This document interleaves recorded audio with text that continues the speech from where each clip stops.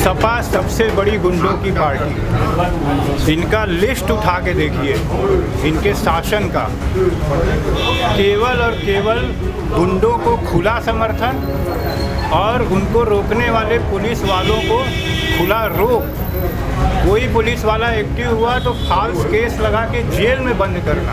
Australia के सांसदों ने कहा कि योगी को हमारे पास भेज दीजिए हमारे देश में, ताकि वो जिस तरह से कोरोना कंट्रोल किए हैं हमारे यहाँ भी कंट्रोल हो सके। समाजवादी के हैं 5-5 करोड़ की गाड़ियों पे घूम रहे हैं, अभी 300 करोड़ का अपना मकान बनवा रहे हैं। तो बस खाली देश लूटो टोटी चोर, लोग क्या कर सकते हैं? कुछ नहीं कर सकते। नमस्कार, स्वागत है आपका हमारे चैनल पर। भारत की राजनीति में सबसे अधिक प्रभाव रखने वाले राज्य उत्तर प्रदेश में कुछ समय में ही चुनाव होने वाले हैं। कई लोग इसको 2024 में जो लोकसभा चुनाव होने हैं उसका सेमीफाइनल भी मान रहे हैं। इस समय हम हैं बनारस में। बनारस की जनता हमारे साथ है, आइए उनसे ही जानते हैं कि इस बार यूपी के चुनाव में क्या माहौल है। सर ये बताइए, ये जो यूपी चुनाव होना है तो इस बार जो सेमीफाइनल भी माना जा रहा है और बड़ी बड़ी सभी पार्टियां यहाँ पे आई हैं, तो क्या माहौल आप लोग देख रहे हैं, क्या होने वाला है इस बार? देखिए, उत्तर प्रदेश में चुनाव होने वाला है, ये तो सत्य है जी। और ये जो सेमीफाइनल लोग चिल्ला रहे हैं, पिछली बार भी यही चिल्लाए थे, उसके पहले भी यही चिल्लाए थे। ये सब नाटक है जी। चुनाव होता है, कोई फाइनल नहीं होता। और जहाँ तक रही बात उत्तर प्रदेश की, तो उत्तर प्रदेश में योगी ने जो काम किया है उसको विश्व स्वास्थ्य संगठन तक ने मान्यता दिया है। और ऑस्ट्रेलिया के सांसदों ने कहा कि योगी को हमारे पास भेज दीजिए हमारे देश में, ताकि वो जिस तरह से कोरोना कंट्रोल किए हैं हमारे यहाँ भी कंट्रोल हो सके। तो योगी ने जितना नाम कमाया, जितना काम किए हैं, उतना हिंदुस्तान के किसी मुख्यमंत्री ने नहीं किया। ये सत्य है। योगी ने गुंडों का एनकाउंटर करवाया, गुंडों को गिरफ्तार करवा के बंद कराया, उनकी संपत्ति को जब्त किया। मुख्तार अंसारी, अतीक अहमद जैसे लोग जो आतंक का पर्याय बने हुए थे उत्तर प्रदेश में, इन लोगों को ठीक ढंग से साइज में किया और आज जेलों के शिक्षों में वो दया की भीख मांग रहे हैं। यह योगी का काम है। और योगी ने सिर्फ यही काम नहीं किया, उसके साथ साथ उन्होंने कोरोना को जिस तरीके से कंट्रोल किया टीम बना करके उत्तर प्रदेश में, आप समझिए दुनिया का आबादी के हिसाब से चौथे नंबर पर आता है उत्तर प्रदेश दुनिया में। अगर ये देश होता तो तब भी बड़ा देश होता। और आबादी के हिसाब से जितनी घनी आबादी है उस हिसाब से सबसे कम केस, सबसे कम मौतें उत्तर प्रदेश में हुई। और उत्तर प्रदेश में जितना बढ़िया काम कोरोना में किया है उन्होंने, वो सराहनीय है। और वही नहीं किया, इसके साथ ही देखिए जो विकास के काम हैं, जैसे बनारस को अंतर्राष्ट्रीय स्तर का रुद्राक्ष दिया, यह शायद बनारस में कभी नहीं हो पाता अगर योगी मोदी न होते तो। और स्कूलों का देख लीजिए, स्मार्ट स्कूल कई ठो बने, स्कूलों की स्थिति में सुधार हुआ। पहले जैसे अब स्कूल नहीं रह गए सरकारी स्कूल, अब उसमें काफ़ी सुधार हो चुका है और गवर्नमेंट की तरफ से मॉनिटरिंग हो रही है। और उसके साथ साथ सड़कों का निर्माण, फ्लाईओवर का निर्माण, ये सब व्यापक पैमाने पर उत्तर प्रदेश में किया गया। और वही नहीं, उत्तर प्रदेश में कोई भूखा नहीं रहा।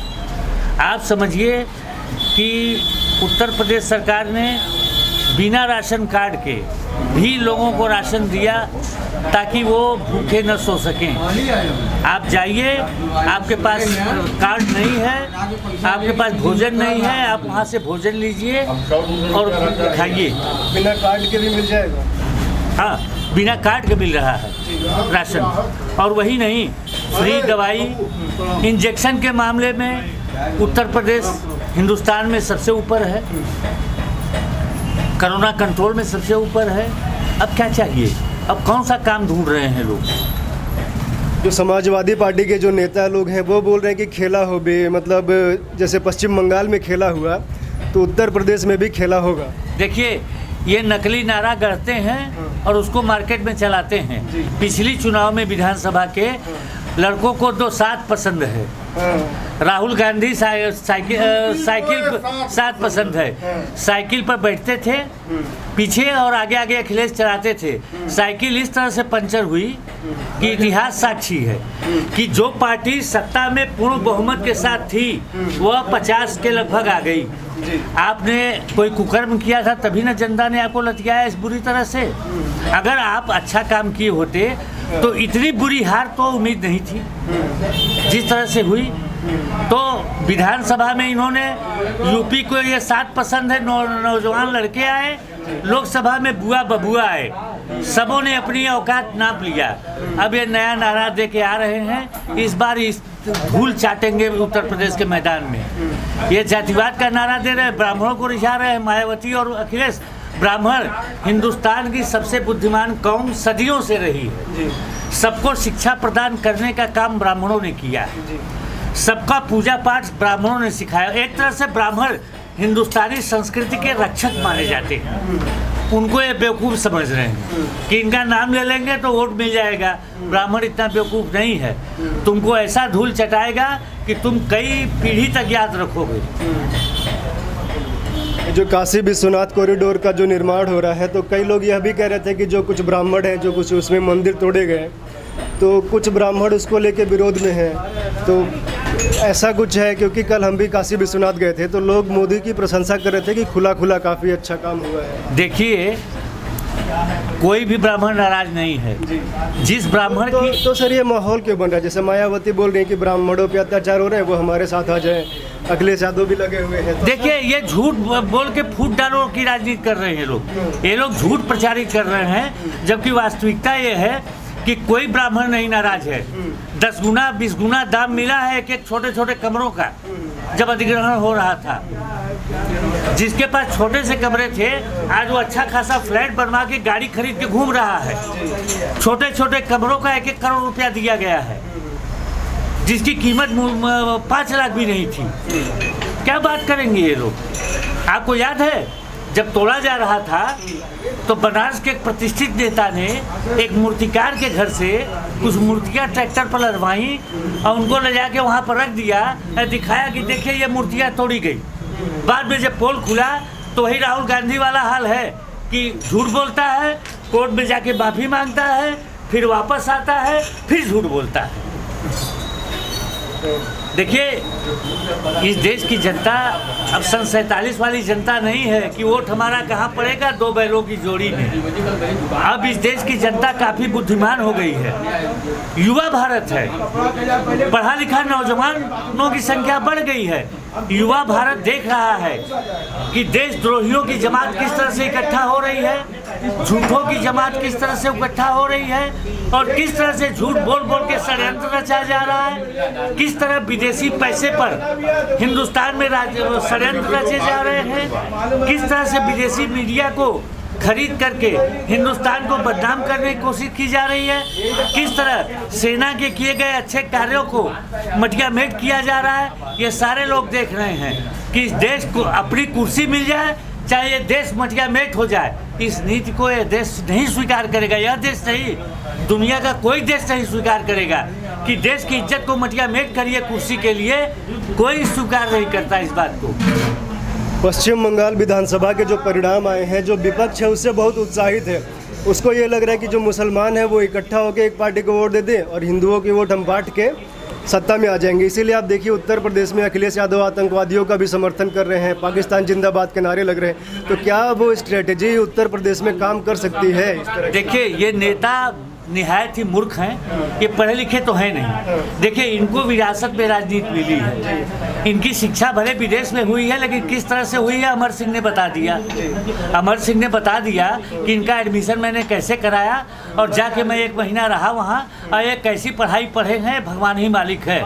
आपको मैं बताऊं कि बंगाल में भारतीय जनता पार्टी हारी नहीं है, 3 सीट से 77 सीट पर पहुंची है। आप समझिए 3 सीट वाला शासन में कभी डायरेक्ट नहीं पहुंच सकता, ये सब लोगों को मालूम है।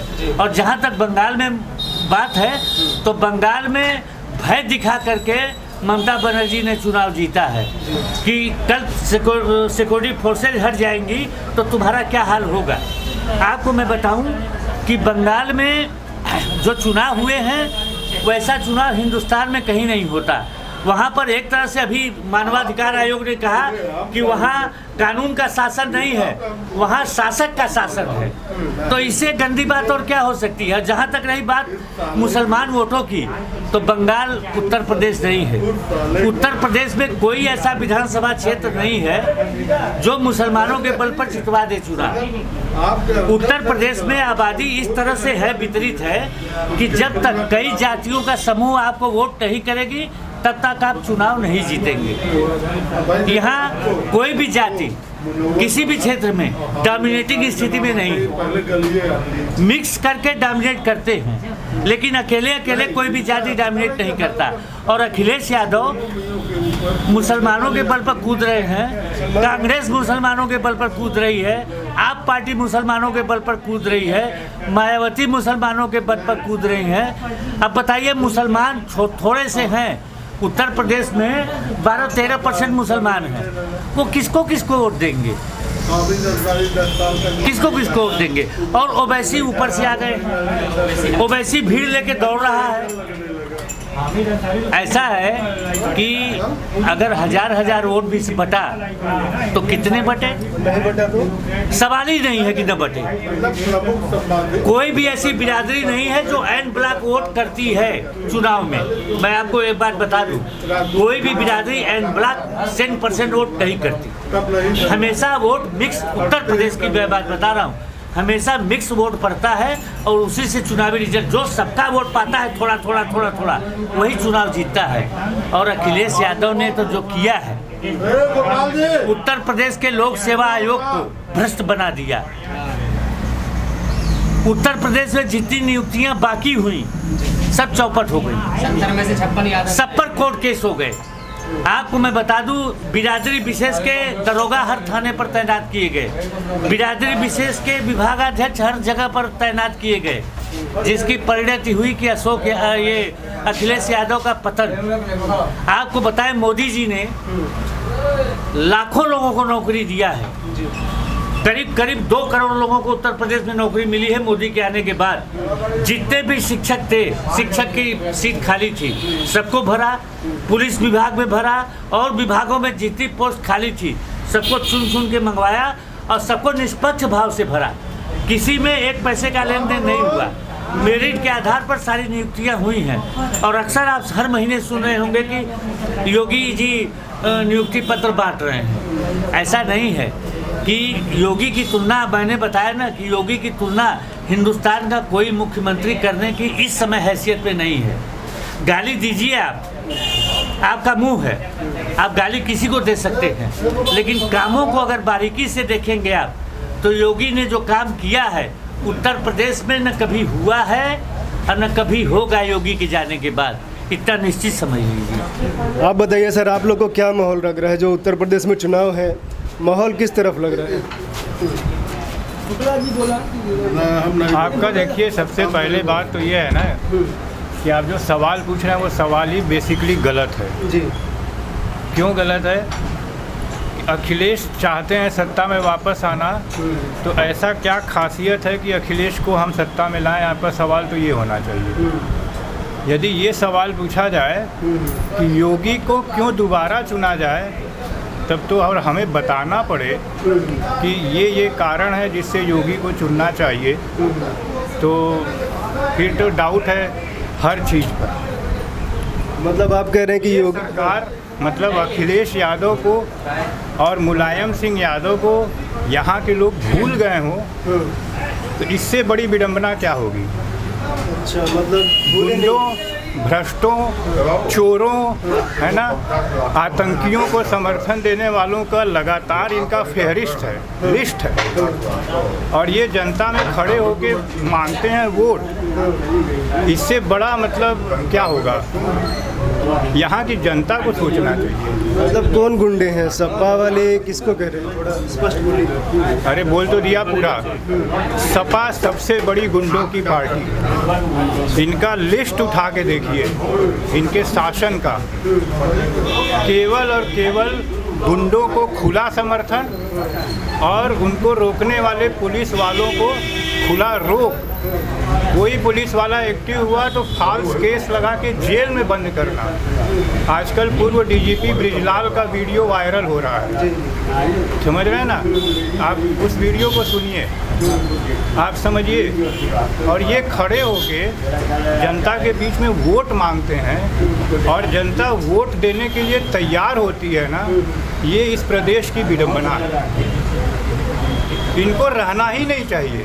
हम फिर भी मायावती को स्वीकार करते हैं, उसका भी था, लेकिन ऐसा खुला और घटिया लेवल का काम मायावती के शासन में भी देखने को कभी नहीं मिला।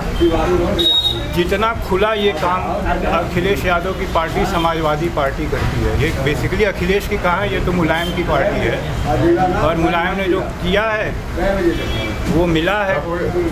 अब तो इनके हाथ में आया है तो इनको दिखाना है कि हम भी हैं, नहीं तो ये तो सीधे सीधे वही जो पप्पूज की जो लिस्ट है उसमें एक पप्पू ये भी हैं। जो अखिलेश यादव के समर्थक हैं वो तो बोलते हैं कि हमारे भैया जो हैं नए हैं, युवा हैं, तो पहले जो गुंडागर्दी थी वो अब नहीं है। जैसे बिहार में लालू के पुत्र बोलते हैं कि पिताजी के समय में जो हुआ, हम तो नए हैं, नई सोच है। तो इनके हाथ में शासन था तो ये लोगों ने क्या नया करके दिखाया था?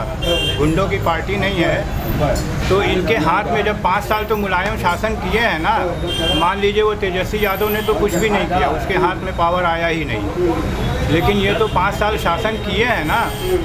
कौन सा इन्होंने एक्सक्लूसिव काम किया था? आप लोगों को तो उनसे पूछना चाहिए, उनके समर्थकों से, कि आप हमको लिस्ट बताइए कि आप किस बेसिस पे सत्ता में आना चाहते हैं, आप क्या करेंगे, आपने अपने 5 साल में किया क्या था? आप बताइए सर, क्या लग रहा है माहौल आपको? माहौल क्या, वो बेवकूफ़ आदमी है। हम लोग को वही बड़ी उम्मीद थी जब पढ़ा लिखा आया था, एक व्यक्ति आया था राजनीति में, लेकिन ले दे के ढाक के 3 बात, वो भी राहुल गांधी और प्रियंका भाभी के ही डर्रे पे जा रहा है। उसको भी जो है, और वो जो कहते हैं कि अब उनका राज है, शायद आपको पता नहीं हुआ, उन्हीं के राज में जब ये चीफ मिनिस्टर थे और एक सभा हो रही थी तो सब डिम्पल को छेड़ दिए थे और डिम्पल ने कहा था कि मैं आप लोगों की भैया से शिकायत करूंगी। तो जब उनकी भाभी, उनकी बेटियां सुरक्षित नहीं हैं, जब वो चीफ मिनिस्टर हैं, तो और लोगों की क्या होगी? क्या काम किया अखिलेश यादव ने पूरे अपने 5 साल के कार्यकाल में? या तो अपने चाचा को नीचा दिखाया, या पिता के आंखों में आंखें डाल के उनको नीचे बैठाया, और या एक जो है उन्होंने मथुरा हाईवे बनाया। 3 काम उन्होंने अपने 5 साल के कार्यकाल में किए, और बाकी सफाई में 500 करोड़ साल का खर्च करते थे, और हेमा मालिनी को बुलाना चाहते थे तो वो तो नहीं आती थी, ऐश्वर्या कैटरीना को वहाँ डांस करवाते थे। इसके अलावा उनके जीवन में तो कुछ ऐसा 5 साल में रहा नहीं, और वो किसी भी चीज़ पे उन्होंने भरोसा नहीं किया। ईवीएम पे उनको भरोसा नहीं, पुलिस प्रशासन पे उनको भरोसा नहीं, समाज पे उनको भरोसा नहीं, वो तो किसी भी चीज़ पे भरोसा नहीं करते। वो तो यूपी में रहने लायक नहीं है। समाजवादी के हैं, 5-5 करोड़ की गाड़ियों पे घूम रहे हैं, अभी 300 करोड़ का अपना मकान बनवा रहे हैं। तो बस खाली देश लूटो, टोटी चोर, लोग क्या कर सकते हैं? कुछ नहीं कर सकते। आप बताइए सर, जो यूपी चुनाव हो रहा है, माहौल आपको किधर दिख रहा है? मतलब भाजपा, सपा या बसपा या कांग्रेस का? भाजपा है और कहीं सपा, कांग्रेस तो है ही नहीं लड़ाई में। एक तरफा भारतीय जनता पार्टी है। तो विपक्ष जो रणनीति बना रहा है कि सभी लोग यदि एक हो जा रहे हैं या फिर, तो उसका कुछ प्रभाव नहीं पड़ेगा? तो विपक्ष है कौन? समस्या ये है, सब अपने घर में लड़ाई लड़ रहे हैं। चाहे कांग्रेस हो, उसमें प्रियंका राहुल की लड़ाई चल रही है, माँ की, तीनों का वर्चस्व के लिए लड़ाई चल रहा है। सपा में चाचा बाप भतीजे में लड़ाई चल रहा है, और भाई भाई में लड़ाई चल रहा है। और अगर बसपा में तो कोई वहाँ नेतृत्व तो है ही नहीं, एक सिंगल पर्सन है, वो तानाशाह के रूप में काम करती है, तो उसके लोग छोड़ के जा रहे हैं। उसके साथ है कौन? तो विपक्ष है ही नहीं। पहले लोग आपस में लड़ाई लड़ लें, फिर उसके बाद एक एकत्रित हो तब विपक्ष होगा। विपक्ष शून्य इस समय जो स्थिति है, विपक्ष शून्य है। तो आप कह रहे हैं कि योगी जी का जो है आना जो है निश्चित है 300 पार, मतलब कोई एकदम से सरल है, कोई मतलब चुनौती ही नहीं है? चुनौती एकदम नहीं है, चुनौती होता। अगर ये लोग एकत्रित होते हैं तो लड़ाई लड़ते ये लोग, लेकिन ये लोग अपने परिवार में ही उलझे हैं, तब देश और प्रदेश में क्या उलझेंगे? जब परिवार में उलझे हैं तो लड़ाई कहाँ से लड़ेंगे? और रही बात मुलायम सिंह की स्थिति जान ही रहे हैं, समाजवादी पार्टी अपने में लड़ रही है, अब कांग्रेस राहुल प्रियंका के हिंदुस्तान में चली गई, तो कहाँ विपक्ष मजबूत है? सुनने में आ रहा है कि जो कांग्रेस है प्रियंका वाड्रा को मुख्यमंत्री के रूप में यूपी का प्रस्तुत करेंगे। ऐसा कुछ नहीं है, वो लोग बड़े आदमी हैं, मुख्यमंत्री के लिए नहीं आएंगे। वो लोगों का सपना है प्रधानमंत्री का, जो प्रधानमंत्री का कुर्सी देख रहा है वो मुख्यमंत्री बनने आएगा।